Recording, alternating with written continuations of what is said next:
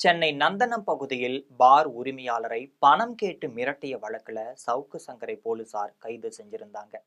இந்த நிலையில தான் இதய பிரச்சனைகள் மற்றும் நீரிழிவு நோய் ஆகியவற்றிற்கு மருத்துவ சிகிச்சை பெறுவதற்காக சவுக்கு சங்கருக்கு 2026ஆம் ஆண்டு மார்ச் 25ஆம் தேதி வரை சென்னை உயர்நீதிமன்றம் இடைக்கால ஜாமீன் வழங்கியிருந்துச்சு.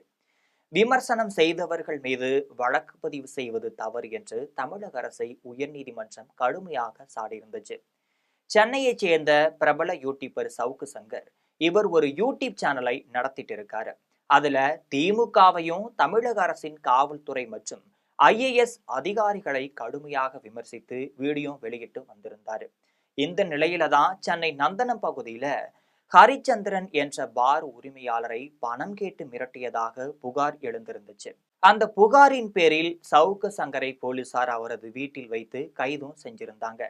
ஜாமீன் தர கோரியிருந்த நிலையில சவுக்கு சங்கரின் தாயார் சென்னை உயர்நீதிமன்றத்துல மனு ஒன்றையும் தாக்கல் செஞ்சாங்க. அதுல சிறையில் இருக்கக்கூடிய தனது மகனான சவுக்கு சங்கருக்கு கார்டியாலஜிஸ்ட் மற்றும் நீரிழிவு சிறப்பு மருத்துவர் மூலம் சிகிச்சை அளிக்க வேண்டியது அவசியமாகும். அவரது உடல்நிலை கருத்தில் கொண்டு இடைக்கால ஜாமீன் வழங்க வேண்டும்னு கோரிக்கையும் வச்சிருந்தாங்க. சவுக்கு சங்கருக்கு இடைக்கால ஜாமீனை இந்த மனு சென்னை உயர்நீதிமன்ற நீதிபதிகள் SM சுப்பிரமணியன் மற்றும் P தனபால் ஆகியோர் அடங்கிய விடுமுறை கால அமர்வு முன்பு விசாரணைக்கும் வந்திருந்துச்சு. அப்போது சவுக்கு சங்கருக்கு 2025 டிசம்பர் 26 முதல் 2026 மார்ச் 25 வரை இடைக்கால ஜாமீன் வழங்கி நீதிபதிகளும் உத்தரவிட்டிருந்தாங்க. மேலும் சவுக்கு சங்கர் தன்னிடம் உள்ள பாஸ்போர்ட்டை காவல்துறையினரிடம் ஒப்படைக்க வேண்டும், தேவைப்படும் பட்சத்துல விசாரணை அதிகாரி முன்பு ஆஜராக வேண்டும், சாட்சிகளை கலைக்கும் நோக்கில் சவுக்கு சங்கர் செயல்படக்கூடாது என நீதிபதி SM சுப்பிரமணியம் அறிவுறுத்தியிருந்தார். தீர்ப்பின் போது உயர்நீதிமன்ற நீதிபதிகள் கூறுகையில யூடியூபர் சவுக்கு சங்கரை கைது செய்வதில் போலீசாருக்கு ஏன் இவ்வளவு ஆர்வம்? புகார் செய்த அடுத்த நாள் அதிகாலையிலேயே சவுக்கு சங்கரை கைது செய்ததன் நோக்கம் என்ன? நீங்கள் ஏன் செய்தியாளர்களுக்கு பின்னால் ஓடுகிறீர்கள்? கருத்து வேறுபாடு என்பது ஒரு ஜனநாயக உரிமையாகும். சட்டமன்றத்தில் கருத்து வேறுபாடு மதிக்கப்படுகிறது. கருத்து வேறுபாட்டை வெளிப்படுத்துபவர்கள் யாராவது துன்புறுத்தப்பட்டால் நீங்கள் அரசியலமைப்புக்கு எதிராக செயல்படுகிறீர்கள் என்று அர்த்தம்னு சொல்லியிருந்துச்சு. ஆதாரமற்ற குற்றச்சாட்டு. ஆதாரமற்ற குற்றச்சாட்டுகளை முன்வைக்கும் நபர்களுக்கு எதிராக அதிகாரிகள் நடவடிக்கை எடுக்க வேண்டும்னு விரும்பினால் அவர்கள் அவதூறு வழக்கு மூலம் சிவில் நீதிமன்றத்தை அணுகி தடை உத்தரவும் பெறலாம். அதற்கு உங்களை யாரும் தடுக்க முடியாது. தனிநபர் சுதந்திரம் என்ற விஷயத்தை தொட்டால் அது அரசியலமைப்பின் அடிப்படை கொள்கைகளில் தலையிடுவதாக அமைந்துவிடும்.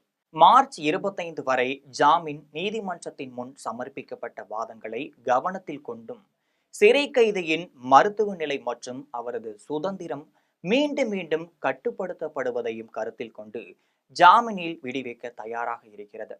2026 மார்ச் 25ஆம் தேதிக்கு முன்னர் அவர் அதிகாரிகளிடம் மீண்டும் சவுக்கு சங்கர் சரணடைய வேண்டும். சவுக்கு சங்கருக்கு இடைக்கால ஜாமீன் ஏன்? அதிகாரிகளின் நன்மதிப்பு இழந்த குறிப்பிட்ட நபர்களை குறிவைக்க சட்டத்தை தவறாக பயன்படுத்த வேண்டும். தனிநபருக்கு எதிராக தொடர்ச்சியாக காட்டப்படும் கடுமையான நடவடிக்கைகள் நாட்டின் குடிமக்களுக்கு சரியான மெசேஜை அனுப்பாது. அதிகாரிகளின் துஷ்பிரயோகம் மூலம் சவுக்கு சங்கரை துன்புறுத்தியது மட்டுமல்லாமல் அவரது குடும்ப உறுப்பினர்களுக்கும் மன உளைச்சலை ஏற்படுத்தியிருக்கு. சவுக்கு சங்கர் நாட்டை விட்டு வெளியேறக்கூடாது, சாட்சியங்களுடன் தொடர்பு கொள்ளக்கூடாது என்ற நிபந்தனையின் பேர்ல அவருக்கு இடைக்கால ஜாமீன் வழங்கப்படுகிறது என்று நீதிபதிகள் தீர்ப்பின் போது கூறியிருக்காங்க.